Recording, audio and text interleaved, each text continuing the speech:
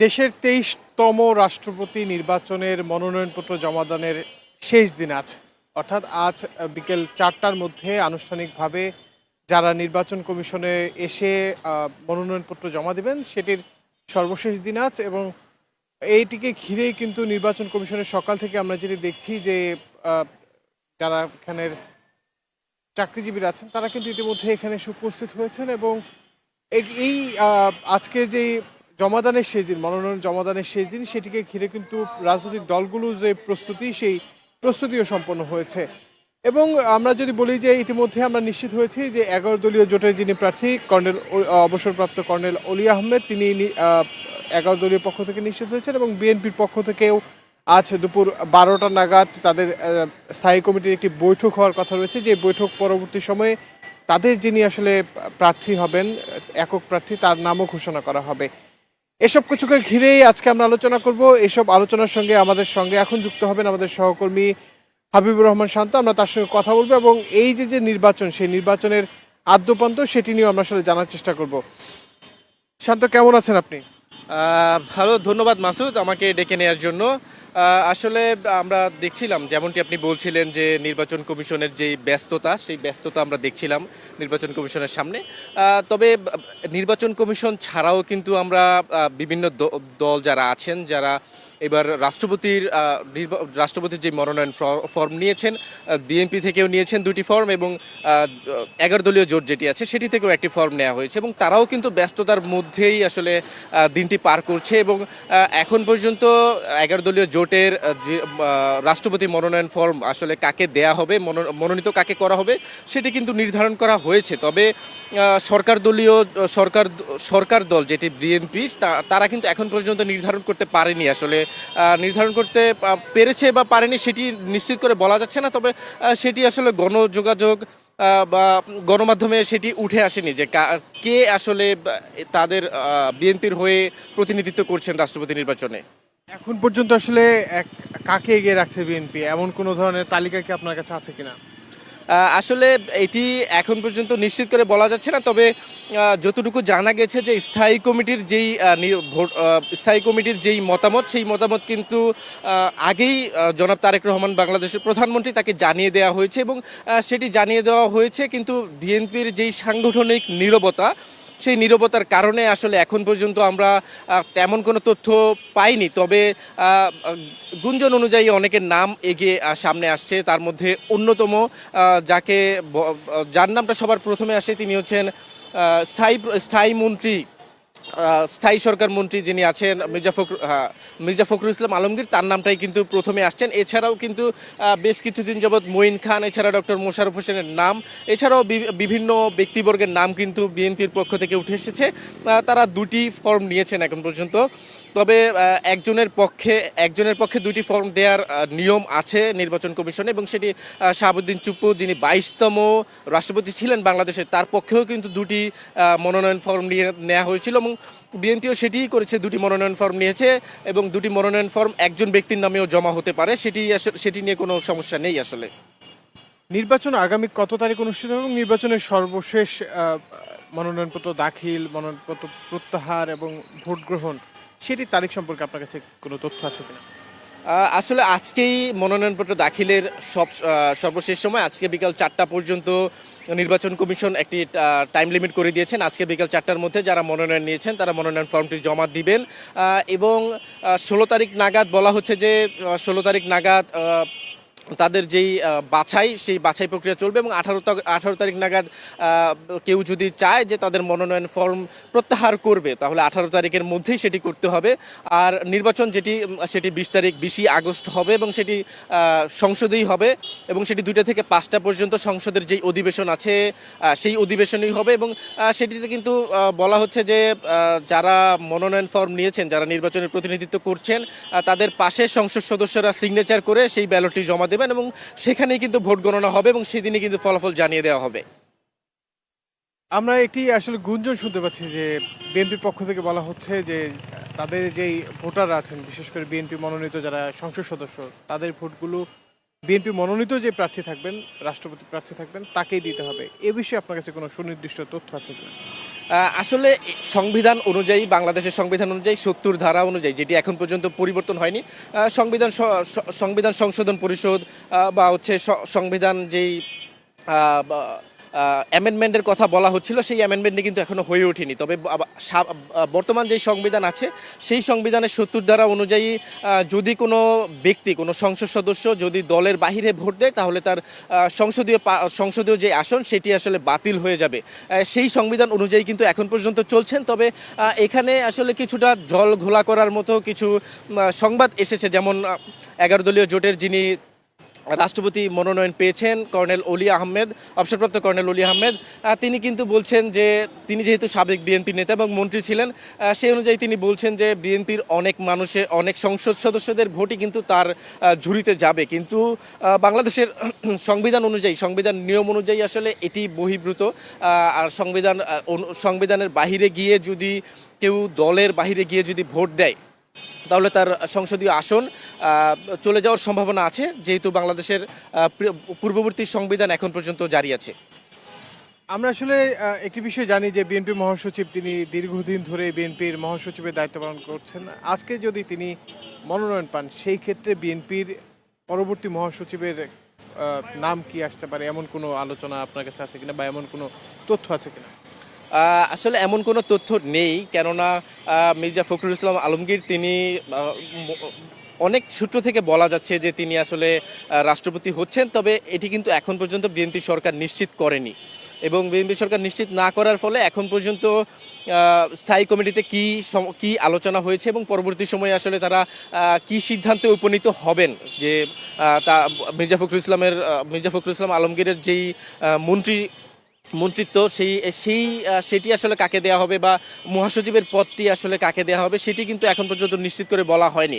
তবে যতটুকু ধারণা করা হচ্ছে যে বিএনপি আসলে তাদের যেই স্থায়ী কমিটির সদস্য এবং যারা আসলে বিভিন্ন সময়ে দীর্ঘ 17 বছরে যারা দলকে সামনে রেখেছেন এবং দলকে সামনে থেকে নেতৃত্ব দিয়েছেন, তাদের উপরই ভরসা রাখতে চাচ্ছে। সেটির প্রেক্ষিতে আমরা দেখছিলাম যে আসলে স্থায়ী কমিটির সদস্য এবং তারেক রহমান প্রথমে জানিয়েছেন যে স্থায়ী পরিষদ থেকে আসলে সিদ্ধান্তটি জানানোর কথা বলছিলেন। তবে স্থায়ী পরিষদ কিন্তু সেটি আবার প্রধানমন্ত্রী তারেক রহমানের কাছেই জানিয়েছেন যে তার উপর নির্ভর করে আসলে সিদ্ধান্ত কি আসতে যাচ্ছে। সুতরাং সব দিক বিবেচনায় তারেক রহমান স্থায়ী কমিটির সদস্য যারা আছেন এবং সিনিয়র মেম্বার যারা আছেন, তাদের উপর অনেক বেশি ভরসা রাখছেন। সেই দিক থেকে বিবেচনা করলে মির্জা ফখরুল ইসলাম আলমগীরের নামটি আসলে এবারের রাষ্ট্রপতির যেই মনোনয়নপত্র সেটিতে কিন্তু উঠে আসে অটোমেটিক্যালি। আনুষ্ঠানিক কোনো ব্রিফিং করবে কিনা? নির্বাচন কমিশন তো শুরুর দিকে ব্রিফিং করার কথা এবং শেষের দিকেও করে অনেক সময়। আজকে এমন কোনো ব্রিফিংয়ের তথ্য আছে কিনা আপনার কাছে? নির্বাচন কমিশন ব্রিফিং করবে। নির্বাচন কমিশন তো অবশ্যই ব্রিফিং করবে যে আসলে কারা মনোনয়ন জমা দিয়েছেন, কার নামে দাখিল হয়েছে, সেই বিষয়গুলো নির্বাচন কমিশন জানাবে। এবং নির্বাচন কমিশন যেই বিষয়গুলো নির্বাচনের আগে সবসময় জানিয়ে থাকে, যে নির্বাচন বহির্ভূত কোনো আচরণ বা নির্বাচনে ভোট গ্রহণের প্রক্রিয়া এবং সব কিছু কিন্তু নির্বাচন কমিশন একটি ব্রিফিংয়ের মাধ্যমে জানাবেন। এবং সেটি হয়তোবা মনোনয়নপত্র দাখিল হওয়ার সব শেষে সেটি নির্বাচন কমিশন করতে পারে। তবে এছাড়া 11 দলীয় জোট যারা আসবেন, তারা কিন্তু মনোনয়নপত্র দাখিল করে তারাও ব্রিফিং করবেন, এবং বিএনপির পক্ষ থেকে তারাও মনোনয়নপত্র দাখিল করার পর আসলে ব্রিফিং করতে পারেন, এমনটি কিন্তু আমরা জানা গেছে।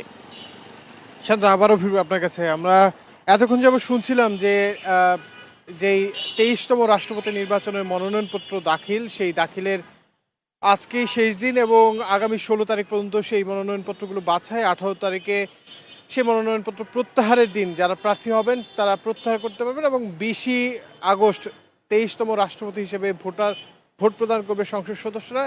এটিকে ঘিরে আসলে আমরা যেটি জানি যে আজকে বিএনপির পক্ষ থেকে একটি স্থায়ী কমিটি বৈঠক ডাকার কথা রয়েছে, যেটি দুপুর 12টা নাগাদ শুরু হবে এবং 1টার মধ্যে সেই ব্রিফিংটি শেষ করলে আনুষ্ঠানিকভাবে তাদের পক্ষ থেকে যে প্রস্তাব এবং সমর্থন, সেই প্রস্তাবকারী এবং সমর্থনকারী যে কাগজগুলো আছে, সেই কাগজগুলো নিয়ে নির্বাচন কমিশন অফিসে আসবেন। নির্বাচন কমিশনে আসার পর তারা কিন্তু আনুষ্ঠানিকভাবে ঘোষণা করবেন যে কারা হতে যাচ্ছে পরবর্তী রাষ্ট্রপতি, বা রাষ্ট্রপতির নামটি তারা ঘোষণা করবেন। এবং ভোট প্রদানের ক্ষেত্রে যে বিষয়টি, যে আমরা কিন্তু জানি যে গত 12ই ফেব্রুয়ারি যেই বাংলাদেশে একটি নির্বাচন হয়ে গিয়েছে, সেই নির্বাচনকালীন সময়ে বিএনপির পক্ষ থেকে তারেক রহমানের নেতৃত্বাধীন যে সরকার হয়েছে সেখানে কিন্তু সংখ্যাগরিষ্ঠ উপস্থিতি সেটি ছিল এবং সেই উপস্থিতির প্রেক্ষিতে যদি আমরা বলি এবং সংসদের যে নিয়ম বা সংবিধানের যে নিয়ম রয়েছে যে 70% উপরে বিএনপি সরকারের এখন পর্যন্ত সংসদ সদস্য আছে, তারা যদি ভোটাধিকার প্রয়োগ করেন সেই ভোটাধিকার প্রয়োগে কিন্তু বিএনপির পক্ষ থেকে যাকেই মনোনয়ন দেওয়া হবে তাকেই এগিয়ে রাখা যায়। আমরা এর বাইরে যদি বলি যে বিএনপি মহাসচিব মির্জা ফখরুল ইসলাম আলমগীর তিনি ব্যাপক গুঞ্জন আছেন, তিনি হতে যাচ্ছেন পরবর্তী রাষ্ট্রপতি। এর বাইরেও আছেন আমরা কয়েকজনের নাম জানি যে ডক্টর মঈন খান, খন্দকার মোশাররফ হোসেন, বিএনপি স্থায়ী কমিটির সদস্য তারা দুজন, তারাও কিন্তু এই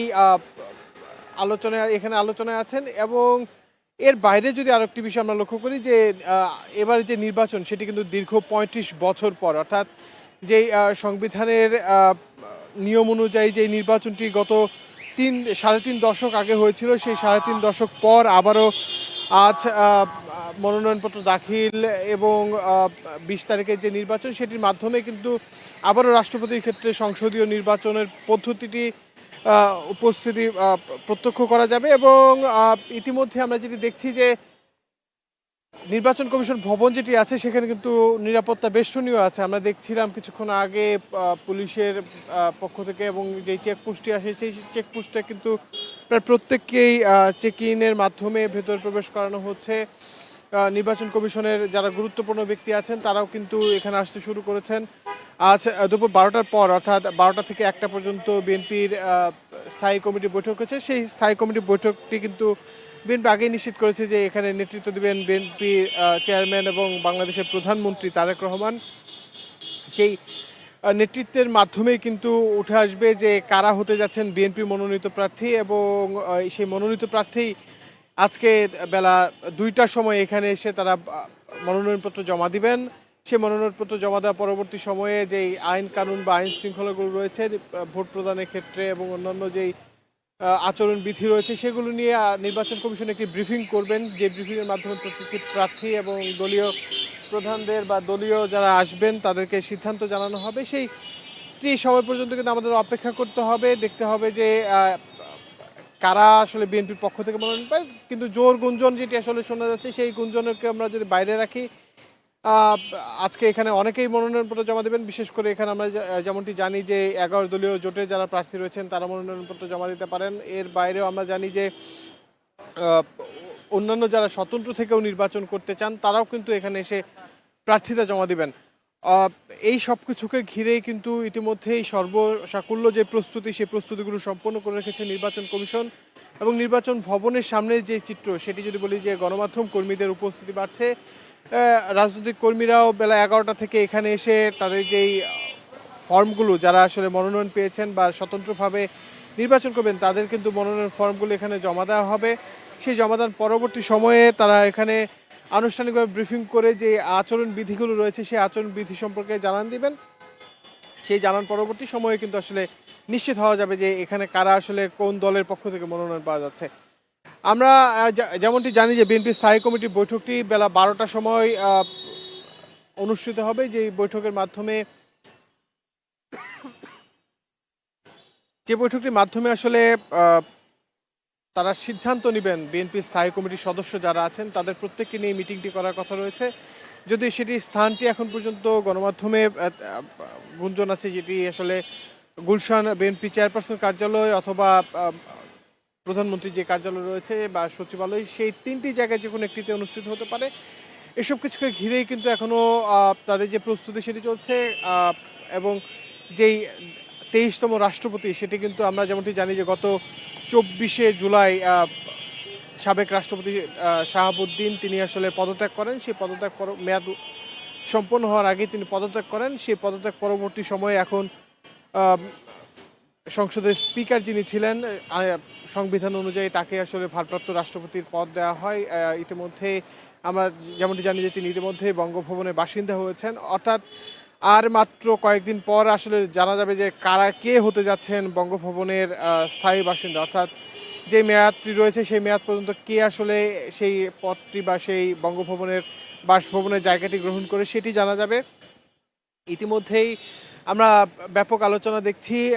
তবে অনেক প্রার্থীরা আসলে তারা বলছেন যে সংবিধানকে ঠেলেই তারা আসলে ভোট পাবেন যেমনটি আসলে অনেকটাই বলছেন যে কর্নেল অলি আহমেদ তিনি কিন্তু গণমাধ্যমের সামনে বলেই ফেলেছেন যে বিএনপির যারা এমপি আছেন তারা আসলে ভোট দেবেন, এটি আসলে তার প্রত্যাশা। কিন্তু যে সংবিধান সেই সংবিধান অনুযায়ী কিন্তু সেটি করার সুযোগ নেই। অর্থাৎ যেই সুযোগটি থাকার কথা ছিল যে যে কেউ ভোট দিতে পারবে, সেখানে কিন্তু একটি ধরাবাধা আছে। অর্থাৎ ভোট প্রদানের ক্ষেত্রে যেই আনুষ্ঠানিকতা, সেই আনুষ্ঠানিকতায় বিএনপির যারা সংসদ সদস্যরা আছেন তারা কিন্তু বিএনপির যে প্রার্থীরা এবং যাকেই মনোনয়ন করবেন বিএনপির প্রার্থীরাও কিন্তু একটি বিষয় বলছেন যে প্রধানমন্ত্রী তারেক রহমান যাকেই মনোনয়ন দিবেন তাকেই তারা আসলে বেছে নেবেন। সেক্ষেত্রে তারা কোনো ধরনের সন্দেহ প্রকাশ করেন। আমরা গতকালকে বেশ কয়েকজন সংসদ সদস্যের সঙ্গে কথা বলেছি, তারা যেটি বলেছেন যে এই রাষ্ট্রপতি নির্বাচনের ক্ষেত্রে একক সিদ্ধান্ত নেওয়ার এখতিয়ার আছে তারেক রহমানের, অর্থাৎ বাংলা বিএনপির যিনি চেয়ারম্যান, বর্তমান চেয়ারম্যান, তিনি কিন্তু এই নির্বাচনের যেই বিষয়গুলো সেগুলো শুরু থেকেই তদারকি করছেন এবং দলের মধ্যে কোনো ধরনের কোন্দল যাতে সৃষ্টি না হয় সেই ক্ষেত্রেও তিনি প্রার্থী বাছাইয়ের ক্ষেত্রে অনেকটাই যিনি আসলে দীর্ঘদিন অর্থাৎ দীর্ঘ 17 বছর ফ্যাসিবাদী লড়াই করেছেন, ফ্যাসিবাদী আন্দোলন করেছেন, রাজপথে ছিলেন, সেই জায়গাগুলো তিনি লক্ষ্য রাখছেন এবং তাকেই তিনি রাষ্ট্রপতি করবেন, যিনি আসলে আহ, দলের চেয়ে আসলে যেই দেশের যেই অবস্থা সেই অবস্থাগুলো তুলে ধরবেন, তাকে তিনি রাষ্ট্রপতি করবেন। এই বিষয়গুলো নিয়েই কিন্তু তারা এগোচ্ছেন এবং আজ দুপুর 2টার মধ্যেই নিশ্চিত হওয়া যাবে যে কে হতে যাচ্ছে পরবর্তী রাষ্ট্রপতি। দর্শক, আমরা এখন আছি নির্বাচন ভবনের সামনে। নির্বাচন ভবনের সামনে আসলে গণমাধ্যম কর্মীদের উপস্থিতি বাড়ছে এবং আজকেই কিন্তু জানা যাবে যে কোন দল থেকে কে হতে যাচ্ছে বঙ্গভবনের বাসিন্দা হওয়ার টিকিট কে পাচ্ছে, সেই বিষয়গুলো আজকে আসলে জানা যাবে। আমার কাছে এই ছিল মূলত এখন পর্যন্ত নির্বাচন ভবনের সামনে থেকে সর্বশেষ। এবং আজকের যেই অবস্থা সেই অবস্থা থেকে যদি বলি যে আর কিছুক্ষণ সময় পরে আসলে জানা যাবে যে কে হতে যাচ্ছে বঙ্গভবনে, কে পেতে যাচ্ছে বঙ্গভবনের বাসিন্দার টিকিট। সেই টিকিটটি নিয়ে কিন্তু ইতিমধ্যেই জোর গুঞ্জন আছে যে বিএনপি যাকে মনোনয়ন দিবে, অর্থাৎ সংখ্যাগরিষ্ঠতা, সংসদের সংখ্যাগরিষ্ঠতার দিক থেকে বিএনপি যাকে মনোনয়ন দিবে তিনি হতে যাচ্ছেন আগামী দিনের রাষ্ট্রপতি, অর্থাৎ বাংলাদেশের 23তম রাষ্ট্রপতি, এবং সেটি আসলে 20 তারিখে ভোটের মাধ্যমেই নিশ্চিত হবে। এই ছিল আমার কাছে এখন পর্যন্ত নির্বাচন ভবনের সামনে থেকে সর্বশেষ। এছাড়া যে কোনো ধরনের তথ্য পেতে বাংলা নিউজের সঙ্গেই থাকুন। সকলে সুস্থ থাকুন, ভালো থাকুন। ধন্যবাদ সকলকে।